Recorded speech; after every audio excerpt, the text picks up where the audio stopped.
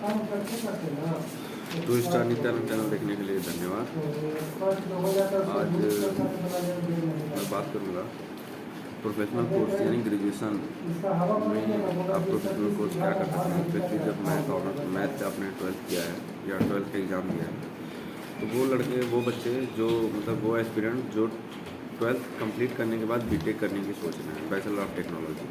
तो अब उनके दिमाग में काफ़ी कन्फ्यूजन है कि अगर बीटेक करना है तो करे कहाँ, और अगर करें भी तो किस किस ट्रेड में करें। तो पहले मैं बता दूं कि बीटेक काफ़ी 6-7 ट्रेड्स में होता है, लेकिन जो प्रचलित ट्रेड्स है, जिनकी डिमांड है,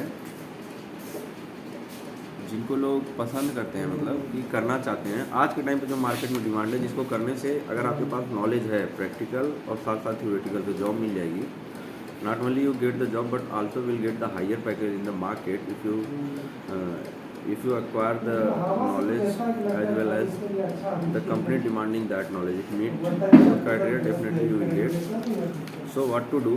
अभी जो ट्रेंड चल रहा है वो चल रहा है CS का, कंप्यूटर साइंस का, नंबर 1 पे है। जबकि आज के 5-6 साल पहले जो क्रेज़ था सिविल इंजीनियरिंग का, सिविल का, तो अभी नंबर 1 पे CS है।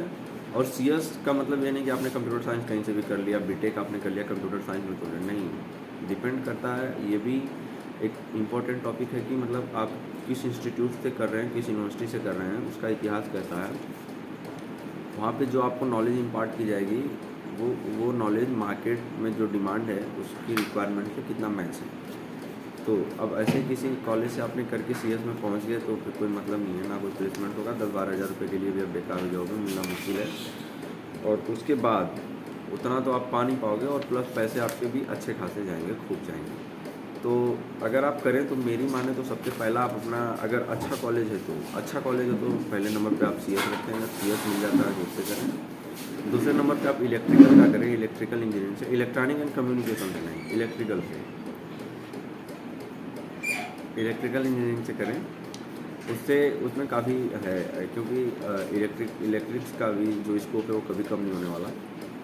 आप जो है अपना भी कर सकते हैं। अगर किसी कॉन्ट्रैक्टर के अंदर आप आ गए तो आपके पास एक्सपीरियंस है, तो आप अपना कॉन्ट्रैक्ट लेके काम करा सकते हैं। आपका अपना एक बिजनेस टाइप हो जाएगा। उसके बाद तीसरे नंबर पे आप रखें सिविल को, चौथे में रखें आप मैकेनिकल को, और फिर उसके बाद टेक्सटाइल, उसके बाद ये टेक्सटाइल वगैरह का जो है उसमें तो मुझे नहीं लगता कोई मतलब है।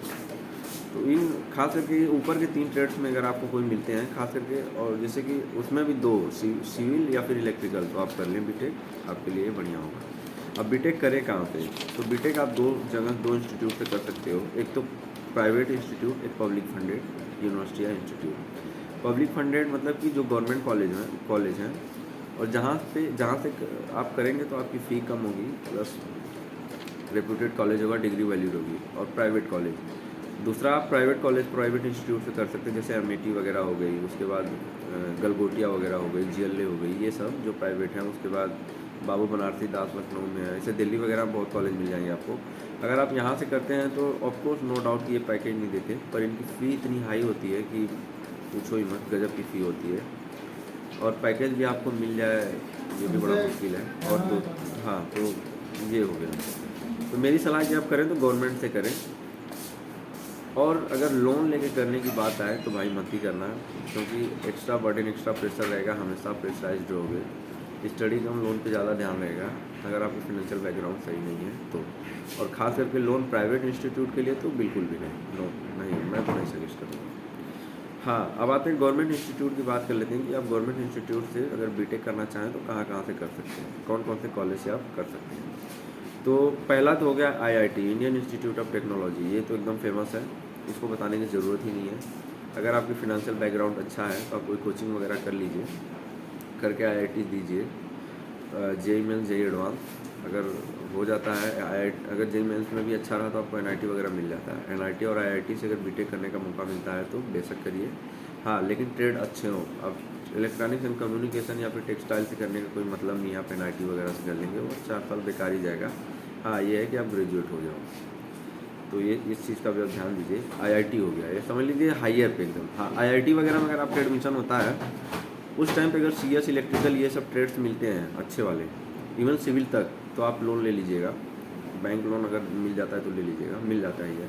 वहाँ पे आप लॉस में नहीं रहोगे, फाइनली लाइफ सेट हो जाएगी। लेकिन प्राइवेट इंस्टीट्यूट के लिए बैंक लोन पे की तरफ मत जाइएगा, क्योंकि जो अच्छी यूनिवर्सिटी है ना प्राइवेट की, उनके जो फाउंडर है ना, इतना उनका बैकग्राउंड तगड़ा है कि वो आपको लोन फिनांस करा देंगे।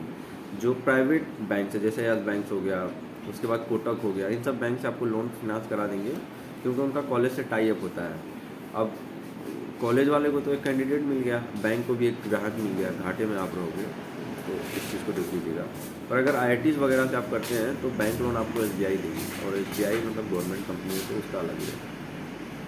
तो एक तो हो गया IIT। उसके बाद अगर IIT क्रैक नहीं होता, उसके बाद भी आपका बीटेक करने का सपना आप गवर्नमेंट से करना चाहते हैं, गवर्नमेंट इंस्टीट्यूट से, तो अभी नया नया आया है CUET, common university entrance test का UG under graduate admission test आप दीजिएगा, उसका फॉर्म अभी आने वाला है। उसमें आप देखेंगे कि आपको भारत की जो लगभग सेंट्रल यूनिवर्सिटी है, इवन BHU से लेके सारी, वो सारी सेंट्रल यूनिवर्सिटी जुड़ी हुई है उसमें, उसी के स्कोर कार्ड पे आप लेती हैं, तो आप उस पर बीटेक के लिए अप्लाई करिएगा, और उसके बाद जो उसका एंट्रेंस क्रैक करने के बाद एडमिशन मिलता है तो ले लीजिएगा। वहाँ पे मुझे लगता है कि फ़ीस आपको उतनी महंगी नहीं पड़ेगी। फिर भी मैं रिसर्च करके अपने टेलीग्राम चैनल पे उनकी फ़ीस स्ट्रक्चर्स वगैरह मैं अपडेट करना चाहूँगा, करूँगा। अगर आपको अच्छा लगे तो आप ज़रूर देखिएगा। तो ये हो गया CUET, एक तो हो गया। और दूसरा जो हो गया जैसे UPTU AKTU जो हो गया, उत्तर प्रदेश टेक्निकल यूनिवर्सिटी, उसका भी एंट्रेंस निकलता रहता है। अगर यूपी से हैं आप तो उसका एंट्रेंस दे दीजिए, उसमें भी अच्छे अच्छे इंस्टीट्यूट है, जैसे Harcourt Butler institute of technology आपको मिल जाता है लखनऊ, HBTI कानपुर वाला, तो बेस्ट इंस्टीट्यूट है, उसके पैकेज भी अच्छे हैं, और खास करके AKTU लड़के उसी के लिए देते भी हैं। उसके बाद हर स्टेट का अपना टेक्निकल जो यूनिवर्सिटी टेक्निकल इंस्टीट्यूट है वो कराता है। बिहार का अपना होगा, जैसे उत्तर प्रदेश का है। अगर आप अपने स्टेट से करना चाहें तो यहाँ से, और उसके बाद प्राइवेट का तो मैंने बता ही दिया। तो ये रहा, यहाँ से आप कर सकते हो बीटेक। अच्छा है, अच्छा कॉलेज मिल जाए तो नो डाउट करिए, क्योंकि हाँ एक टेक्निकल कोर्स हो जाता है, प्रोफेशनल कोर्स हो जाता है, मार्केट ओरिएंटेड कोर्स हो जाता है, और जॉब मिलने के चांसेस ज़्यादा रहते हैं आपको दैन की जो जनरल स्ट्रीम से ग्रेजुएशन होते हैं, जैसे BA BSc करके जो ग्रेजुएट होते हैं उनसे ज़्यादा चांसेस रहता है कि आपको प्रीफर किया जाता है टेक्निकल बैकग्राउंड।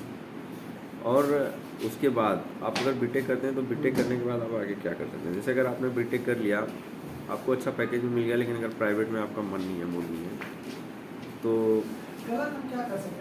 आप जो है PSUs के लिए ट्राई कर सकते हैं, पब्लिक सेक्टर अंडरटेकिंग, जिसे CPSC बोलते हैं, जिसमें महारत्ना, नवरत्ना, मिनीरत्ना, जैसे कोल गेल का अपना नाम ने सुना ही होगा आपने नाम। उसके बाद सेल हो गया, भेल हो गया, इन सब में जो है हमेशा वैकेंसी निकलती रहती है, इलेक्ट्रिकल और सिविल की तो 100% निकलती है, मैकेनिकल की निकलती है, कंप्यूटर साइंस की निकलती है, पर इनके मुकाबले थोड़ी कम निकलती है। पर कंप्यूटर साइंस मैं इसलिए प्रीफर कर रहा हूँ क्योंकि कंप्यूटर साइंस से आप अपना खुद का बिजनेस ग्रो कर सकते हो।